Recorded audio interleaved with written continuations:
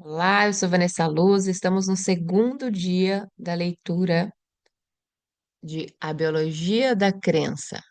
Seja muito bem-vindo, muito bem-vinda a esse mergulho no microcosmos celular.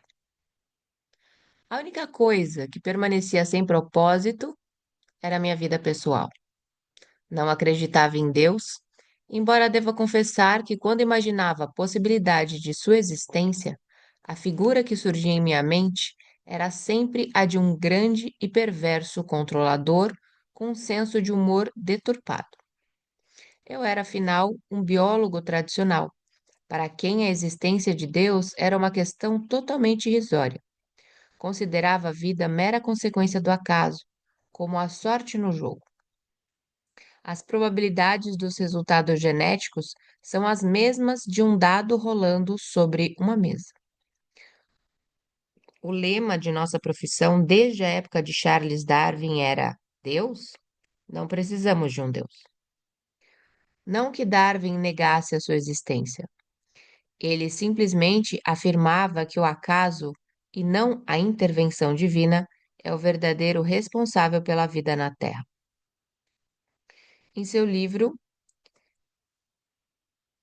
A Origem das Espécies, publicado em 1859, Darwin afirma que as características individuais passadas dos pais para os filhos e que estas são fatores hereditários que controlam a vida de todos nós. Essa afirmação levou os cientistas a uma busca frenética para dissecar todas as partes que compõem as moléculas em uma tentativa de decifrar os mecanismos hereditários responsáveis pela vida. A pesquisa chegou ao fim 50 anos atrás, quando James Watson e Francis Crick descreveram, descreveram a estrutura e a função da espiral dupla do DNA, o material do qual os genes são feitos. Os cientistas finalmente entendiam os fatores hereditários que Darwin mencionou em seus manuscritos no século XIX. Os jornais anunciaram a nova engenharia genética, a promessa que bebês com características programadas e os medicamentos milagrosos. Até hoje me lembro das manchetes daquele dia memorável em 1953.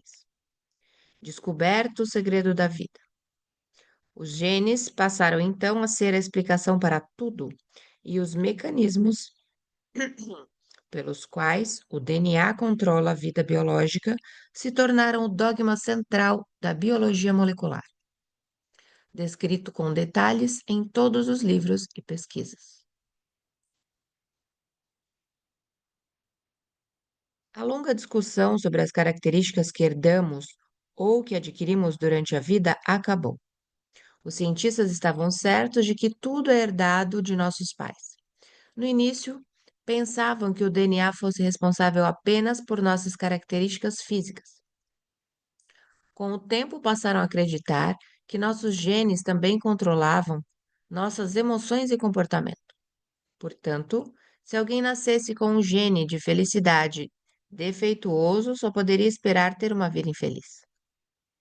Eu me considerava uma dessas pessoas, uma vítima da fatalidade de ter um gene de felicidade mutante ou mesmo ausente.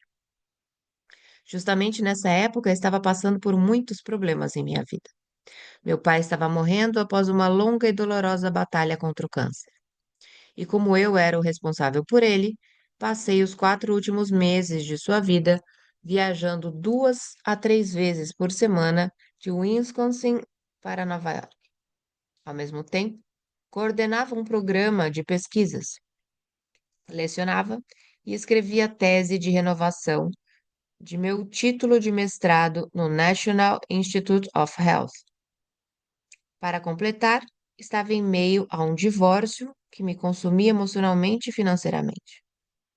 Minhas economias se esvaíam rapidamente entre custas de advogados e pensão para meus dependentes. Acabei apenas com uma mala de roupas e morando em um apartamento alugado em um prédio que não recomendaria aos meus piores inimigos. Tinha medo de meus vizinhos, especialmente o do apartamento ao lado. Na primeira semana após me mudar, a porta foi arrombada e meu aparelho de som desapareceu. Alguns dias depois, meu vizinho, de 1,90 m de altura e pelo menos 90 centímetros de largura, tocou a campainha com uma lata de cerveja em uma das mãos e palitando os dentes com a outra para me perguntar se eu tinha o manual de instruções do aparelho. Mas o ponto alto foi quando atirei o telefone pela porta de vidro do meu escritório, despedaçando inclusive a placa de Bruce, Bruce Lipton, professor adjunto de anatomia, Escola de Medicina da Universidade de Wisconsin, gritando: Eu vou enlouquecer. O ataque de nervos foi causado pelo telefonema de um gerente de banco, que me explicou de maneira gentil, porém direta, que não poderia me conceder um empréstimo. Parecia uma cena de filme, Laços de Ternura, em que Debra Winger responde ao marido: Não temos dinheiro para pagar nossas contas agora. E pelo jeito, não vamos ter nunca. A magia das células déjà vu. Sem querer, acabei encontrando uma válvula de escape. Tirei licença de 1 ano e fui lecionar em uma universidade no Caribe. Claro, meus problemas não iriam desaparecer simplesmente pelo fato de eu estar longe, mas quando o avião decolou de Chicago, fiquei tão feliz que precisei me controlar para não gargalhar. Uma alegria imensa me invadiu e me senti como naquele dia, aos 7 anos de idade, quando descobri o mundo mágico da célula. A felicidade aumentou ainda mais quando entrei no pequeno avião de 6 passageiros que fez a ponte aérea até Montserrat, uma pequena e isolada ilha de apenas 19 quilômetros no meio do Mar do Caribe. Se o Jardim do Éden realmente existiu, com certeza era bem parecido com aquele lugar. Um pedaço do paraíso circundado pelo imenso mar cristalino verde azulado. Quando o avião pousou e a porta se abriu, fiquei embriagado pelo cheiro das flores de gardênia que veio com a brisa.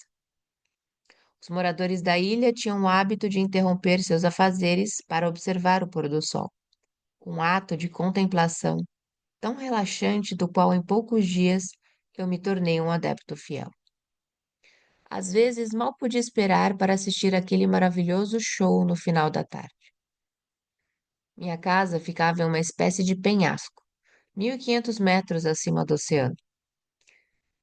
Virada para o oeste e seguindo uma pequena trilha logo em frente, eu podia descer até a água.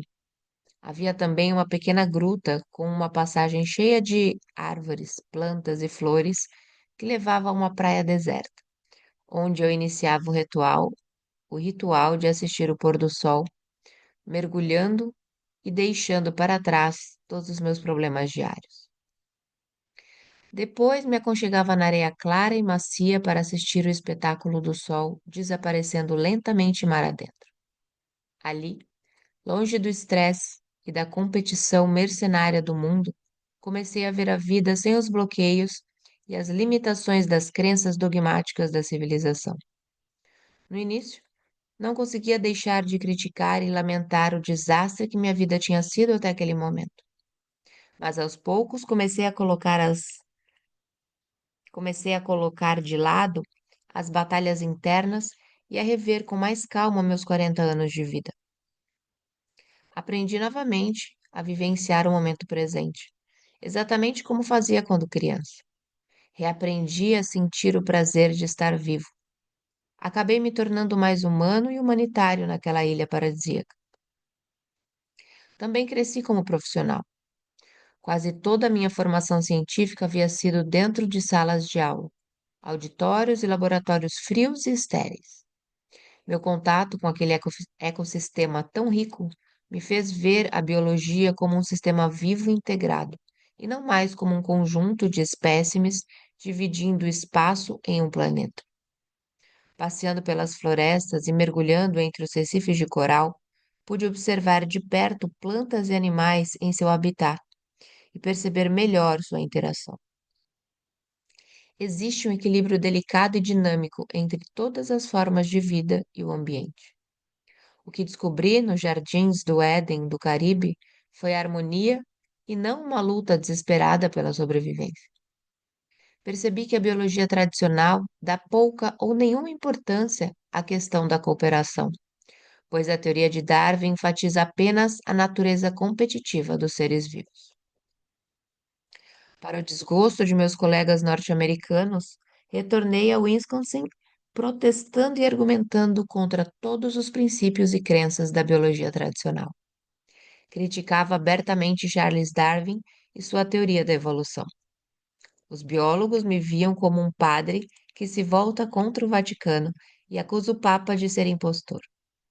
Todos pensavam que um coco havia caído em minha cabeça quando pedi demissão da universidade para seguir um sonho de minha vida: entrar para uma banda de rock e fazer uma turnê. Produzi um show de laser com Yanni, que havia se tornado uma celebridade no mundo musical. Mas logo percebi que tinha mais talento como professor e pesquisador do que como produtor de shows de rock. Entrei em crise, acabei desistindo do mundo da música e voltei ao Caribe para lecionar biologia celular. Mas a fase final de minha vida acadêmica foi na Escola de Medicina da Universidade de Stanford, agora defendendo e propagando abertamente a nova biologia. Questionava não apenas Darwin e sua versão canibal da evolução, mas também o dogma central da biologia, segundo o qual os genes controlam a vida. Este dogma tem uma séria falha. Os genes não ligam-desligam sozinhos, ou, em termos mais técnicos, não são aquilo que chamamos de autoemergentes. E preciso que fatores externos do ambiente os influenciem para que entrem em atividade. Os biólogos já sabiam disso havia muito tempo, mas o fato de seguirem cegamente os dogmas da ciência os fazia ignorar esse conhecimento. Por isso, cada vez que eu me manifestava, era duramente criticado por todos. Tornei-me um candidato à excomunhão, um bruxo para ser queimado na fogueira. Na palestra que tive de apresentar durante o processo de entrevista para a vaga de professora em Stanford, acusei todo o corpo docente, inclusive muito dos renomados geneticistas ali presentes, de se comportarem exatamente como os fundamentalistas religiosos, aceitando o dogma central, mesmo sabendo de todas as suas falhas. A plateia se alvoroçou, gritando e vociferando contra mim. Concluí que meu processo de entrevistas havia terminado. Mas, para minha surpresa, as pesquisas e descobertas que apresentei sobre a nova biologia os entusiasmaram a tal ponto que decidiram me contratar.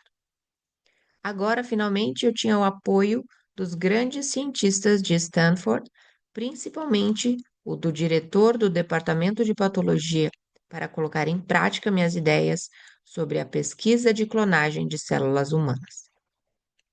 E, para o espanto de todos, os resultados confirmaram as teorias e princípios que eu havia apresentado.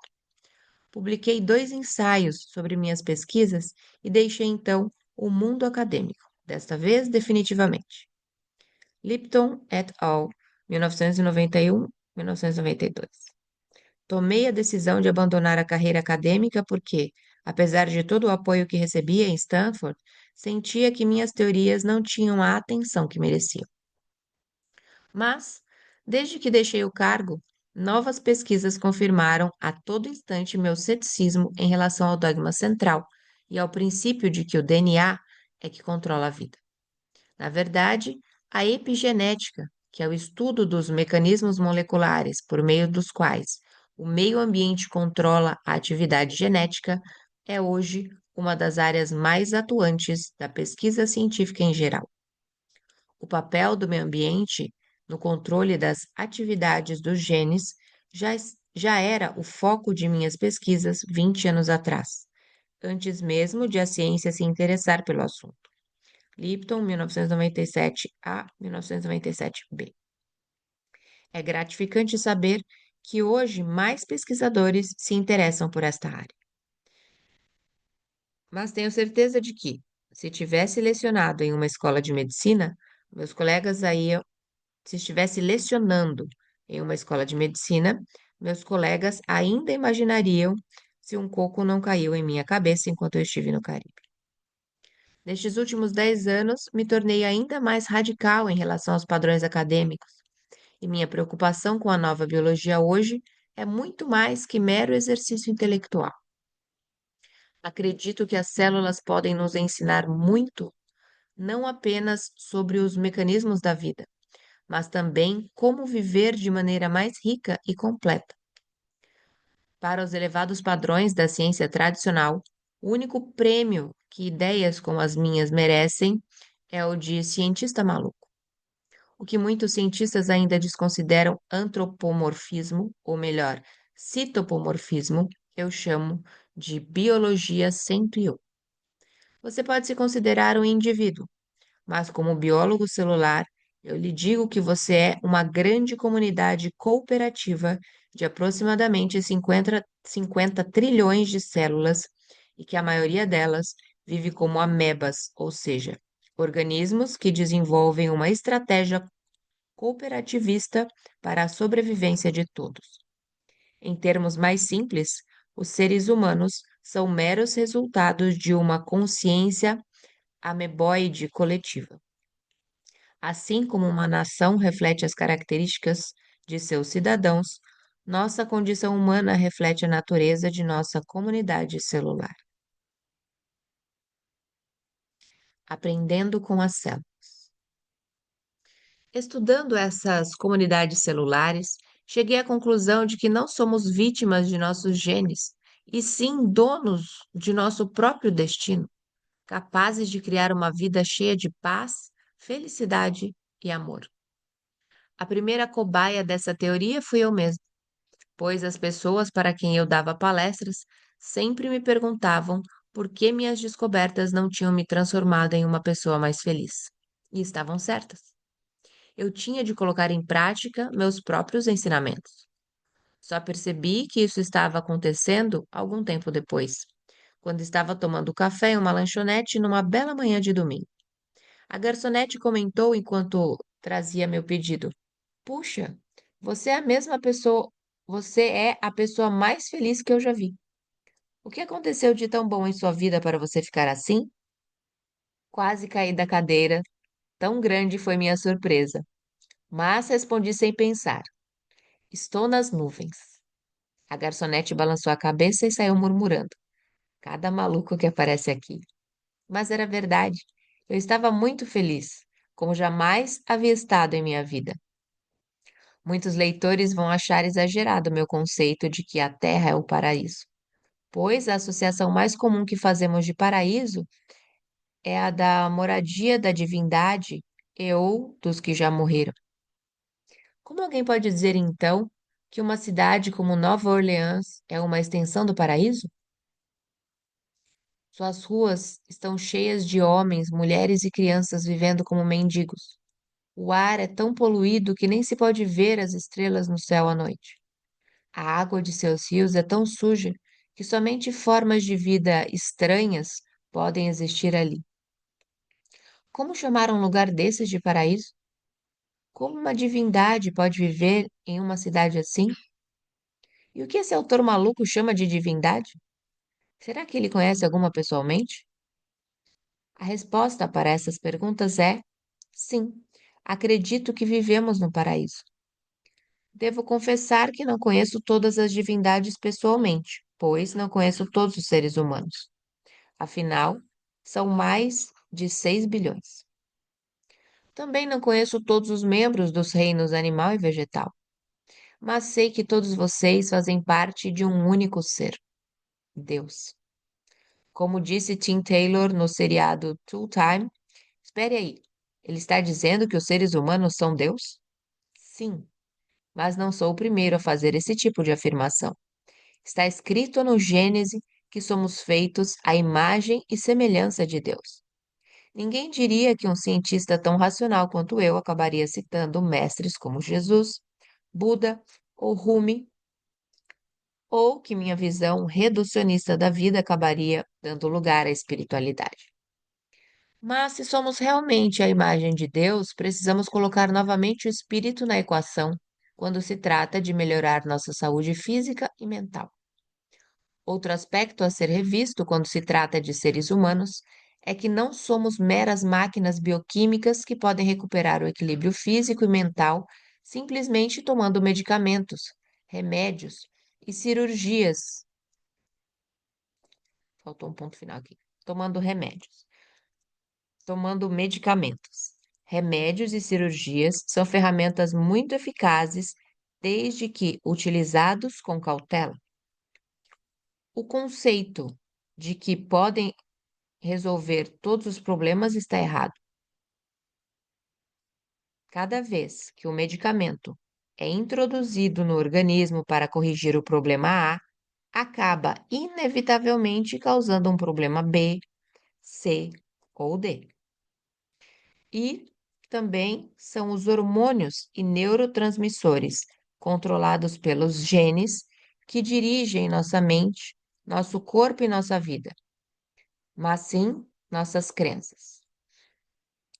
Então, não são os hormônios e neurotransmissores, e sim as nossas crenças. Sim, homens de pouca fé. São nossas crenças que comandam nossa existência. E ficamos por aqui neste segundo dia de leitura.